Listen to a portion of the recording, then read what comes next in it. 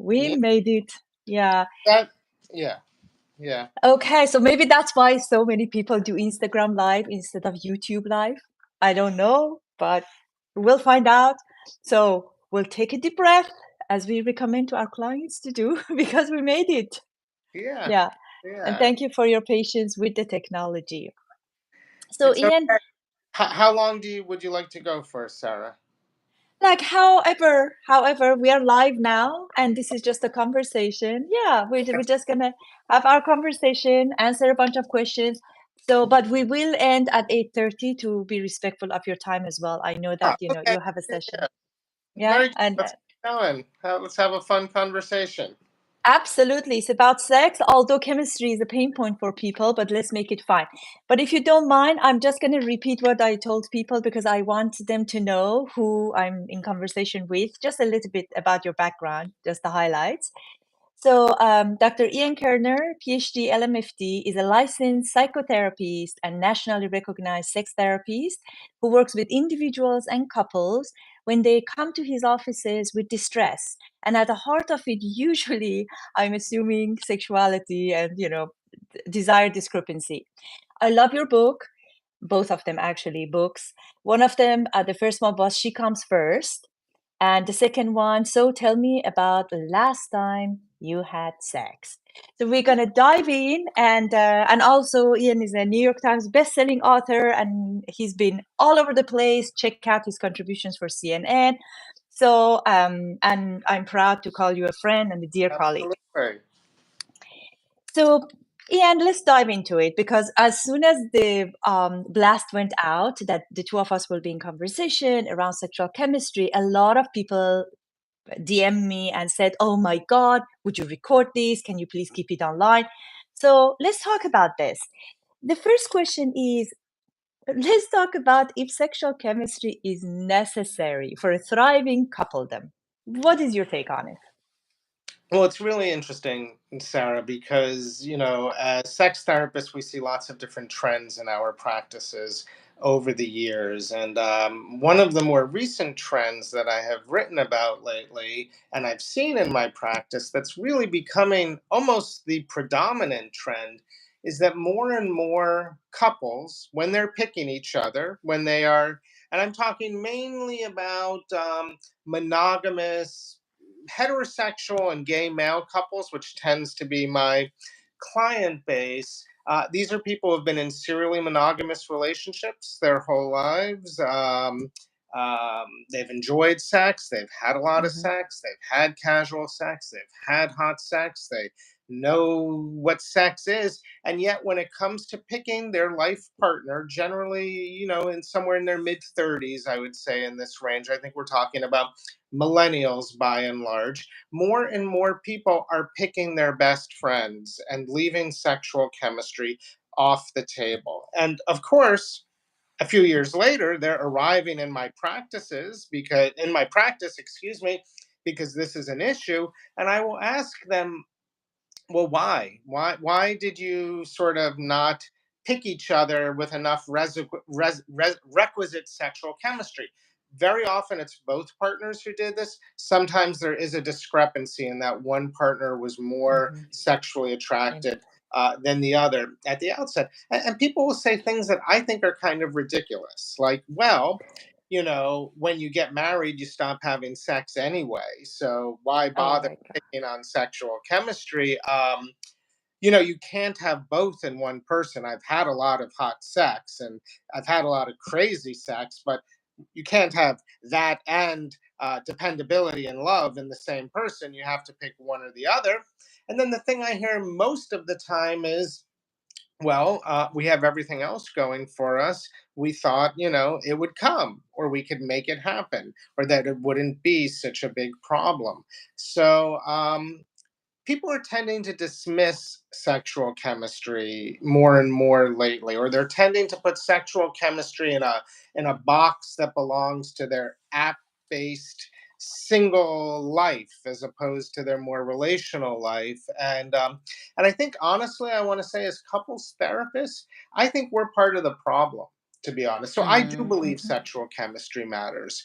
I believe you can have both sexual chemistry and your best friend in one person. I believe if you had to pick one or the other for a lifetime partner, you're just asking me personally, I would probably pick the person I have sexual chemistry with, because I can have a lot of best friends in the world. I can have a lot of friends, but I believe in romantic love. I'm not a non monogamist. I don't want to just marry my best friend and outsource the sex in some way. To me, that's confusing. Maybe to a new generation of Gen Z, it's less confusing. I believe that maybe the paradigm of marriage is shifting from a romantic model to a companionate model where we sort of outsource the sex and romance. And we're very flexible cognitively. So maybe that will be the dominant model going forward, but it Mhm. doesn't work for me. I want both in one person, and I don't want a roommate. I don't want to spend my life with a roommate. I don't want to share my life with my best friend. So I do believe very much in sexual chemistry. But, I talk to a lot of couples therapists. I teach a lot of sex therapists. You and I are both in a world in which we're on sort of the cutting edge and in the zeitgeist of sex therapy trends. And I think more and more people are sort of saying, hey, if you have a great relationship, you can have a great sex life. And you can create chemistry from there. And I've debated this with some people, and I stand by my guns, or I stand by my position, because I don't think you can talk people out of their lack of sexual chemistry. And I think as therapists, that's what some of us are trying to do. A patient comes in, a couple says, I want passion, I want energy, I want chemistry. And many of us are sort of saying, well, you have a media formed notion of what sexual chemistry is. And I believe that that is true as well, but I think we've tilted so far now to one side. Maybe 10 years, 20 years ago, there was only one model of sexual attraction and in a long term relationship, and it was this spontaneous, hot, and heavy desire. And that Mhm. was maybe problematic and burdensome for many people who made them self pathologize themselves. But I think we've swung way too far in the other direction. What are we now? Just these neutered people who just are picking friends and enjoying friendships and reproducing. I'll shut Yeah. up. No, no, no. Don't shut up. This is important, and we need to hear it. Actually, I'm with you now. I want to go back to something. I agree with you as a person who's been working with individuals, couples forever, it seems like. I am yet to see that sexual chemistry to be created. I have not seen that. So, one of the things that I want to highlight for people who are listening to us is if you haven't had sexual chemistry, it doesn't mean that you're doomed, right? But I want to also bring a touch of reality here. Let's go back to that couple that you say, they get together because they're best friends and other things going on, and then they end up in your office because I love them, I'm not in love with them. But you were never that hot for them, right? So that is always my argument with people. What was the point of attraction that brought you together? And many of us, when we say attraction for a couple, we go straight to sexual attraction. But if you really think about it, it's financial, it's social, is Hmm. intellectual, right? So if that's your thing, you're very clear with yourself, Ian, by the sound of it. Like, I want a person, I want to be with my wife because I'm also sexually attracted to her. But Right. if sexual attraction was not a piece of the collage that people were putting together, 5 years later, if that changes, they can't be sitting in misery and victimhood. That's my Right. point, right? Right. What do you So think? I believe honestly that you can't create what wasn't there in the first place. I Hmm. do believe that. I do believe if you had it in some form and you lost it, it's quite possible to refind it. Not always, but I do have a hard time with creating it. And trust me, I have worked with couples who want to create it. I don't dismiss them. I try. I give them different kinds of sexual exercises. I'm a big fan of, say, Emily Nagoski's work. And if Emily were here and we were debating, she would say, well, tell that couple, I'm not putting words in her mouth, but she might say, tell that couple that pleasure is the measure, to center pleasure, to understand what pleasure feels like for both of them, Mhm. to create a pleasurable dance together, and to find different ways of cultivating the motivation to get to pleasure. You may not want to get to pleasure in the beginning, like a lot of people don't have desire, but find the motivation. And if you can get to pleasure, you will have a rich sex life. Again, I'm not trying to quote her. I have done that with plenty of patients. And frankly, what they say is missing for them is a kind of passion, a kind of energy, a kind of magnetism and gravity. Now, listen, that's hard to maintain over the long term, but it's not impossible. Mhm. And it doesn't mean because it's hard, you throw it out the window and you don't care about it. So I have a lot of couples who center pleasure, and somehow it's just not enough for them. And I don't want to sit there and tell them, well, you're just buying into a myth about something that's not possible. The other thing is, I will say to someone is, let's try some sexual adventurousness together. Let's try and get out there, maybe go to some sex parties, maybe date another couple. But then we are starting to sort of substitute what they don't experience with each other with somebody else, out in the world. And then I've said, well, what were you attracted to? I was attracted to this person's humor. I was attracted to this person's values. I was attracted to this person because we travel together so well, something like that. And I'll say, well, can you find sexual attraction for that part? Can you make love to the part of the person that you actually love? In Mhm. Mhm. essence, can you take a kind of attraction and convert it into sexual attraction? Mhm. I don't So, believe that that's effective. uh, well, I hear you. Now, for couples who have that hot sexual chemistry for one another, right? One of the things that I think I would love for people to take away from our conversation, hopefully, and I'm dying to see what you think of it. You read my new book, right? Yes. I want to know. I want to know, let's say, for example, people come. I tell people that you need to transfer that sexual chemistry into sexual harmony. So when you stop learning about each other, when you stop exploring the other person, when you stop seeing to yourself, what brings me pleasure this year versus last year, and then you stop sharing it with the other person, you try the same methods, the same tools, the same way, and put a lot of weight on that sexual chemistry that Mhm. we know by research that on average it will go away in 2 years. So if you have that, if you try to turn it into intimacy, into me I see, into me you Mhm. see, and then the nuances of that constant dance with one another, add a touch of adventure to it based on neuroscience, right? Endorphin, and we're talking about pleasure, for example, dopamine, endorphin, adrenaline, then I think the pleasure can be created. But if we are looking for the chemistry, I always give this example that, we were, did you do it in America in third grade, in Tehran, like we did it in third grade? That we brought the baking soda and stuff, made the volcanic thing, Yeah, the yeah, yeah, sure. chemical effect, and then it went away. And no matter what you do, you could not rekindle it or reignite it, right? It was there one time, did the thing, and then it went away. So in that moment, if we can kind of encapsulate that being hot for one another and sexual chemistry for one another and turn it into sexual harmony, then I think we have a better chance to keep it for a longer run. What do you think? I do agree, and I want to challenge something you said. But do you think you can Please. create the harmony without the chemistry? Can you take a couple who didn't have the chemistry, but they want to create sexual harmony, and they want to feel good. They want to stop worrying about sex and feeling distressed about sex. They want to have their needs met. Can you create harmony without chemistry? Yes, and I will tell you how. Sexual harmony is about pleasure and feeling good. When you go to a restaurant, you might have biscuit and tea. I might have 7 course meal. As long as we both come out of that restaurant feeling fulfilled, I'm good with that.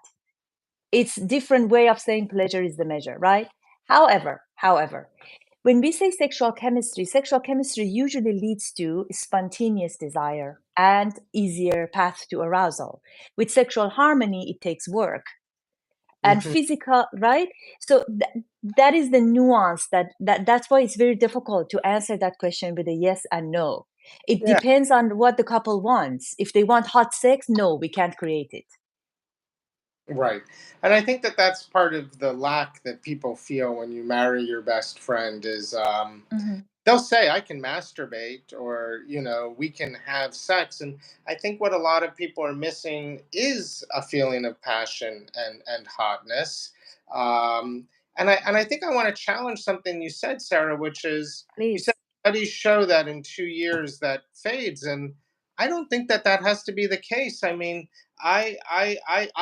I've been married to my wife for over 20 years and I still feel sexual chemistry. I still feel hotness. I still become aroused when she's coming out of the shower and looking cute. Now, it has changed somewhat, but it's still um present, and I don't want to just normalize or generalize from my own experience, but I have worked with plenty of couples who had sexual chemistry, went through a period of limerence or infatuation where they couldn't keep their hands off of each other, and they still have really satisfying sex lives and they're still attracted to each other 20 years, 25 years later. So why does the chemistry, like, why do we have to have models like sexual harmony or pleasure is the measure that are based on the assumption that sexual chemistry goes away? I'm fine with your models, but don't base it on the assumption that something fundamentally goes missing.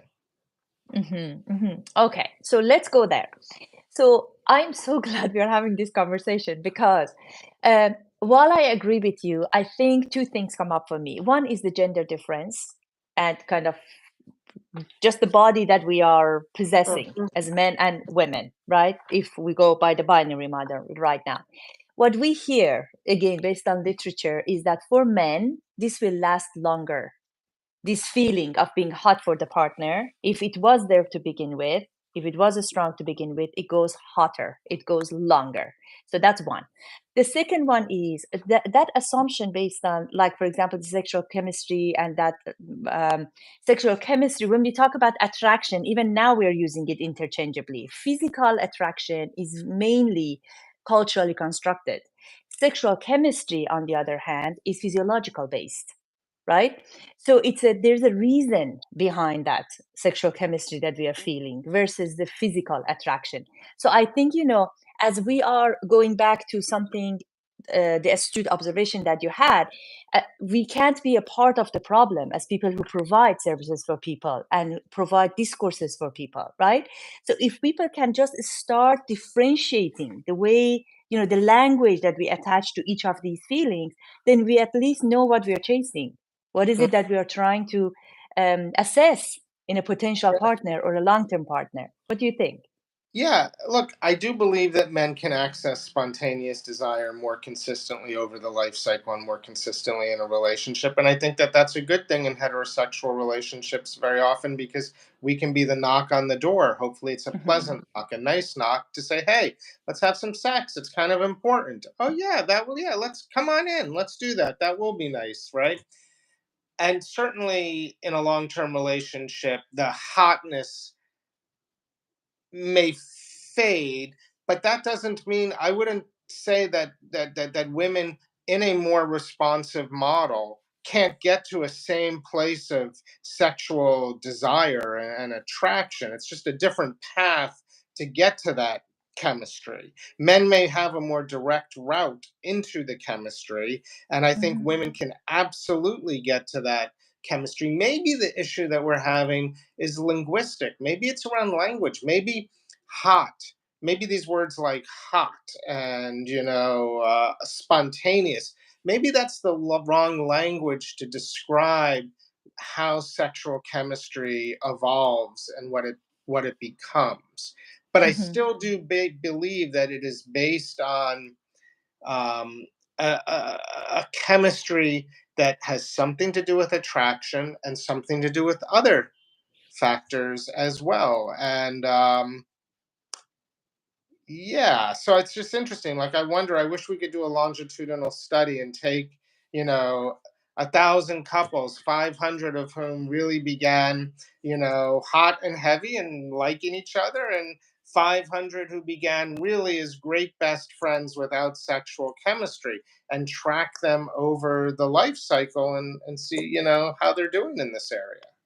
Yeah, I agree. In our research actually showed that physical attraction comes first for couples, much, much stronger than that initial spark or the sexual chemistry with 159, couples who self-identified as thriving, right? Hmm. Um, this is an interesting conversation, and I can see us doing this again.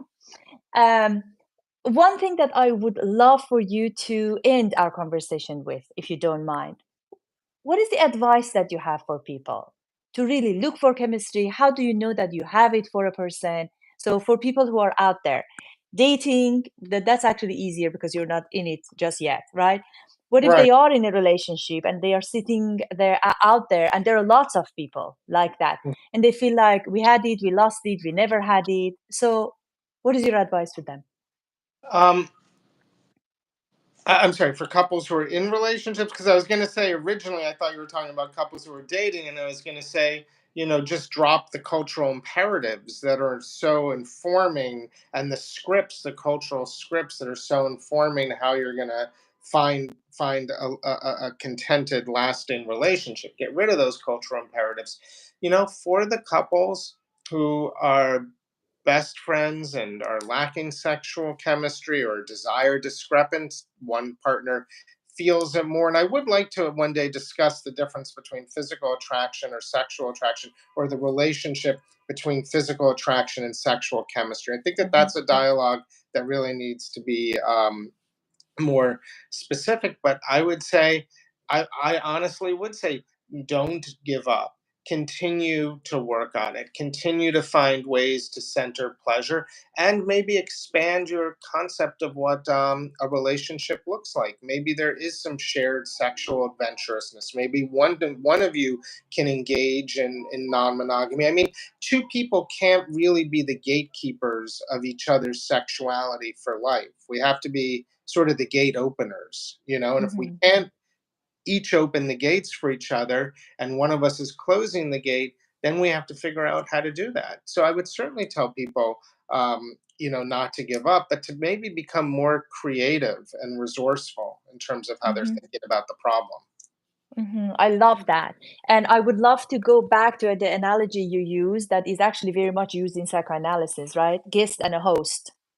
Right. Uh, that, just be a pleasant guest every time, be a pleasant host every time, make it pleasurable, make it pleasant so that the other person wants to invite you again, or when you knock on the door, you are invited in and you have a fun time, right? So Yeah. walk away in a Yeah. pleasant way. Thank you so much, Ian. You know that we can talk for hours. Yeah. Thank you also for your patience with the technological issue, which I Yeah. have no idea In, what happened. in our age of cancel culture and caution, it's important to have conversations that are opinionated. And it's important for people to be able to debate their opinions. I completely agree. I completely agree. Otherwise, we are just in a rotten situation, and we just go down with the Yep, whole common discourse that is not questioned. That's totally. why I appreciate you very much. Thank you, Ian. Thank you. Bye bye. Thank you. Have a good day. Bye. Bye. Bye.